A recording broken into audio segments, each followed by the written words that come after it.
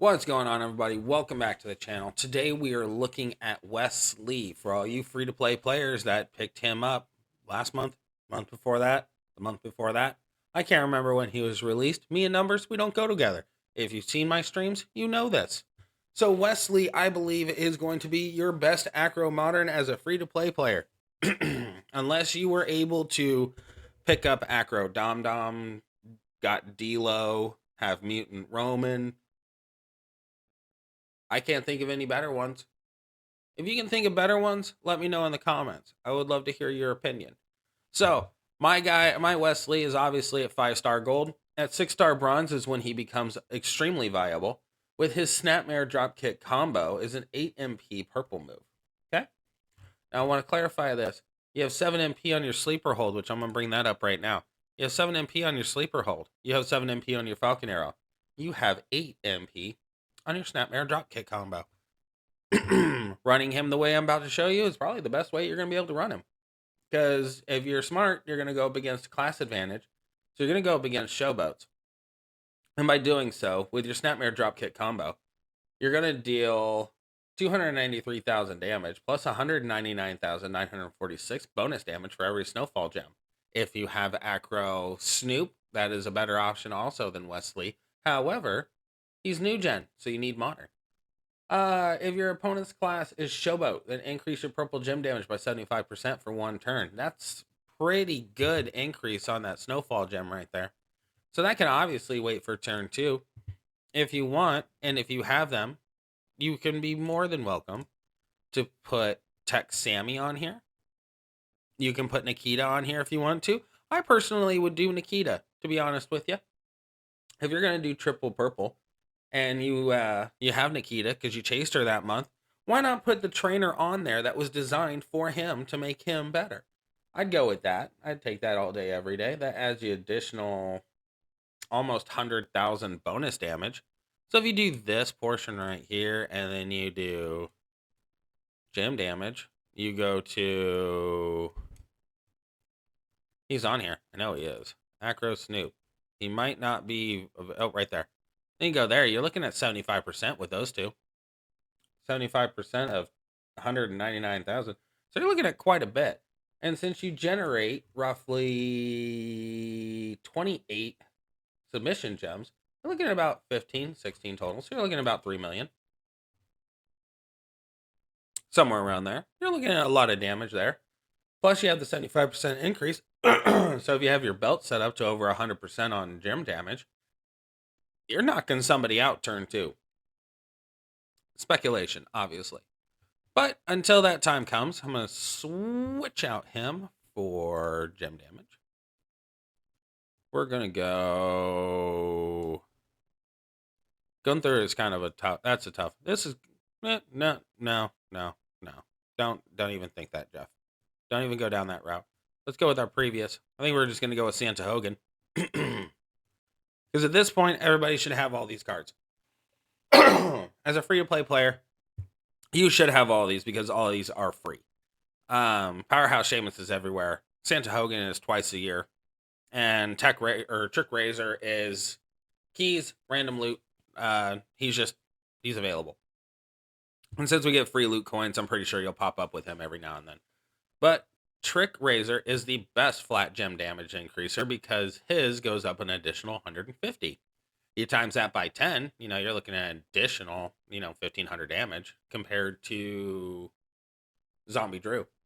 Zombie Drew is the other one you can go with. He's 12k damage. So either way, 12k purple gem damage here. Both of them are easily available. So this is the moveset that I believe works the best at 5-star gold. Until you get to 6-star bronze, this is the best one. I've ran the finisher. I've ran the countdown. This is the best one. This one is turn 4. They're all turn 4. Unfortunately, until 6-star bronze. 6-star bronze becomes turn 2. So let's go in against Boogie here. I chose Boogie because it's a class disadvantage. My belt has no slots unlocked, but it is 20%. So I'm looking at the equivalent of a pair of Fury 1 medals. Which again, free to play, you should have those because you can grind out the level 3 ones. So we're just going to go click, click, click, click, click, click, click, then click, click. We're going to fill up this board with purple, filling up our multiply at the same time, doing close to 1,000,000 damage turn 2. He still kicks out because class advantage is a thing. Then we're going to go, then you could actually do this for turn 3. You click here, you fill up the row with the most blues, and then you go click, click, click, click, click, click, click. 2 line breaks. Bam. 1,000,000 damage. And it's done turn 3. So you can go turn 3 with it. You can go turn 4 with it if you really want to do the cascading with the snowfall. What you do is you hit your submission, and then bottom 3 rows, try and break as many snowfalls to go down there as best as possible. If you're not a gambling man like me, I don't highly recommend it. Now, if you are a spender like I am, you most likely have Memrock. So if you throw Memrock on here, which honestly I highly recommend, you can easily switch off Razor here, go over to modifiers, and throw on Matt Hardy. Let's see what the damage looks like with our multiply gem users. Yes, I realize we took away our biggest hit come turn 2. But I'm hoping we make up that difference turn 3. That's just kind of my hopes and dreams. Now, turn 3 does not sound that great to a lot of people, especially the spenders. Spenders really expect to have turn 1 or better. Or turn 1, turn 2. I shouldn't say turn 1 or better because there is nothing better than turn 1. As you can see here, I'm doing line breaks solely to get something out of it. I guess I technically don't have to. I could remove... No, I'd stick with that. I'm going to stick with double line break. Throw the blue over to the side so I get shattered too. Go down that route. I ain't too upset about it. He's still going to kick out. He's going to kick out one way or another. So then you're going to go and lay down your multiply. I don't necessarily like this area because of the wild card. Let's go with this area. Screw it. There ain't no better option. If there was more blues on the board, we'd have a lot better things to pick from. It's 7, right? Yep. So we're just going to go with our least. Go with here because this one's got a purple. This one's got a purple. Solid. We're hitting both of our colors there. See what our damage looks like. 1.4. And he ain't kicking out. So we're looking at a pretty good increase. Nothing drastic. Nothing drastic. One thing you can do come 6-star bronze is... No. Nah. I changed my mind. I was about to say something about it. Yeah. No. The only other options I can truly see... I'm going to bring the portal over here so everybody can look at it. This is him at silver. 3 hollow stars puts puts him at blue gems doing 275,505, which is pretty freaking intense. I do rather enjoy that. So you could go with a triple blue if you really felt like it. I don't think it'll be as powerful, but since they are multiplied gem strengths of 5, they're already 5. Yeah, they're already 5. So we're solid.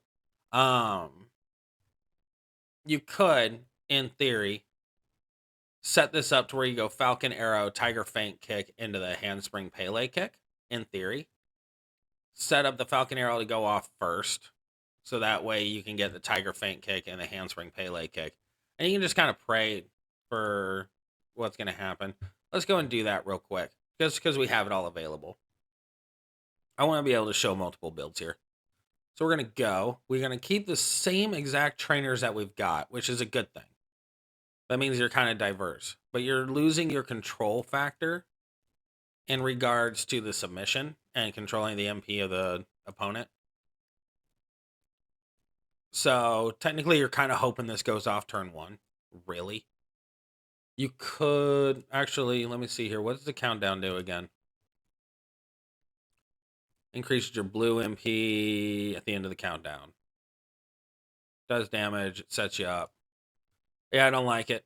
The only reason I don't particularly care for it is you have no way of refill. This at least has a possibility of a refill.